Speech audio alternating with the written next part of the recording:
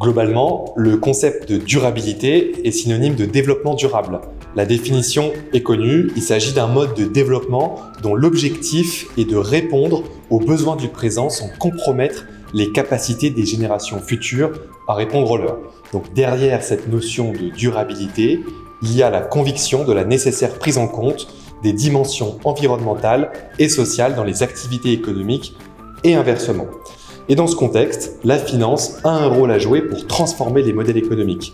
C'est tout l'enjeu de l'accord de Paris et de la stratégie de l'Union européenne pour réaliser son objectif de neutralité climatique d'ici 2050. Pour ce faire, donc, plusieurs réglementations européennes dans le domaine de la durabilité ont récemment été adoptées ou sont sur le point de l'être.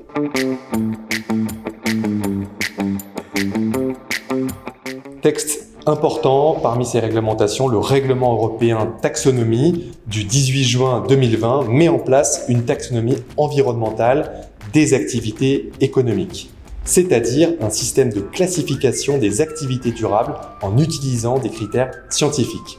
Pour qu'une activité économique soit considérée comme durable, la taxonomie doit contribuer substantiellement à au moins un des 6 objectifs environnementaux suivants: l'atténuation du changement climatique, l'adaptation au changement climatique, l'utilisation durable et la protection des ressources aquatiques et marines, la transition vers une économie circulaire, la prévention et la réduction de la pollution, la protection et la restauration de la biodiversité et des écosystèmes. Donc pour qu'une activité économique soit considérée comme durable, il faut remplir un de ces objectifs, mais il faut qu'elle soit exercée dans le respect des garanties minimales en termes de droits de l'homme et du travail et qu'elle soit conforme aux critères d'examen technique fixés par la Commission européenne.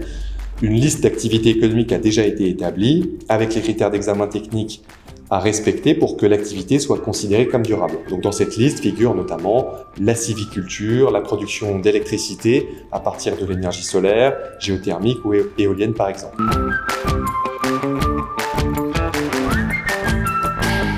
Donc autre texte important, le règlement SFDR pour Sustainable Finance Disclosure Regulation, adopté en novembre 2019, établit donc des règles harmonisées de transparence en matière de durabilité dans le secteur des services financiers.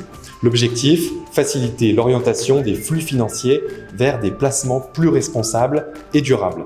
Donc, ce règlement donne un cadre de définition des investissements durables. Un investissement durable est un investissement dans une activité économique qui contribue à un objectif environnemental ou social. Donc sur le volet environnemental, nous parlons d'utilisation efficace des ressources, de production de déchets, d'émissions de gaz à effet de serre, d'effets sur la biodiversité ou d'effets sur l'économie circulaire. Et sur le volet social, nous parlons de favoriser l'intégration sociale, la cohésion sociale ou la lutte contre les inégalités. Deuxièmement, pour autant que ces investissements ne causent pas de préjudice important à aucun de ces objectifs. C'est le principe du Do Not Significant Harm. Et enfin, que les sociétés dans lesquelles les investissements sont réalisés appliquent des pratiques de bonne gouvernance.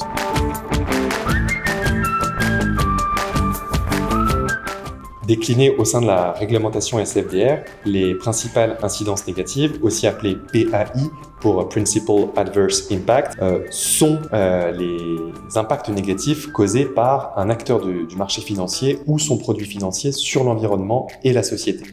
Ils couvrent une gamme d'indicateurs ESG tels que les émissions de gaz à effet de serre, la consommation d'eau, la gestion des déchets, les droits humains, la diversité et l'inclusion, la rémunération des dirigeants, la corruption, etc.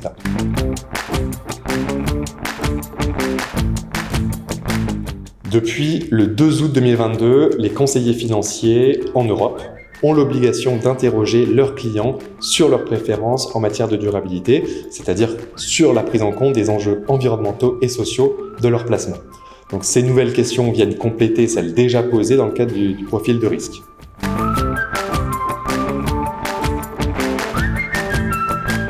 L'intérêt est de répondre à un paradoxe de plus en plus prégnant. Une enquête réalisée par l'IFOP en août 2022 pour le Forum de l'investissement responsable montrait que D'une part, 60% des Français déclarent accorder une place importante aux impacts environnementaux et sociaux dans leurs décisions de placement. Et pourtant, de l'autre côté, seuls 8% de ces épargnants déclarent s'en être vus proposer. Et il faut noter aussi que dans ce sondage, que pour 67% des épargnants, le conseiller bancaire reste l'intermédiaire le mieux placé pour les informer sur le sujet de l'ISR. Donc cette réglementation va permettre progressivement aux épargnants d'être accompagnés de façon plus structurée. Nous pouvons également espérer que les acteurs financiers proposeront progressivement une gamme davantage étoffée en matière de durabilité pour que les conseillers financiers ne soient pas pris de court face aux clients.